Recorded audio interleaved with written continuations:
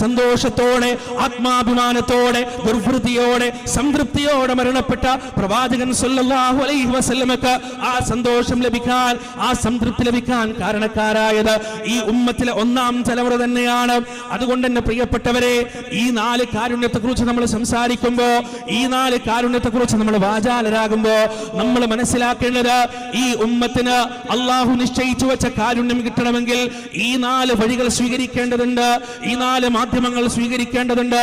ഒന്നാമതായി അള്ളാന്റെ റസൂലിനെ ചാണിന് ചാണായി മുഴത്തിന് മുഴമായി പിൻപറ്റുന്നിടത്ത് മാത്രമേ ഈ ഉമ്മത്തിന് കാരുണ്യം ലഭിക്കുകയുള്ളൂ, ഈ ഉമ്മത്തിന് റഹ്മത്ത് ലഭിക്കുകയുള്ളൂ. ബിദ്അത്തുകൾ വലിച്ചെറിയുക, പുത്തനാചാരങ്ങൾ വലിച്ചെറിയുക, അനാചാരങ്ങൾ വലിച്ചെറിയുക, മുഹമ്മദ് സല്ലല്ലാഹു അലൈഹി വസല്ലമയുടെ കാലടിപ്പാടുകളെ പിന്തുടർന്ന് ജീവിക്കാൻ ഈ ഉമ്മത്തെന്ന് തയ്യാറാകുന്നുവോ, ആ അന്ന് മാത്രമേ അള്ളാഹുവിന്റെ കാരുണ്യവർഷം ഈ ഉമ്മത്തിനുണ്ടാവുകയുള്ളൂ എന്ന്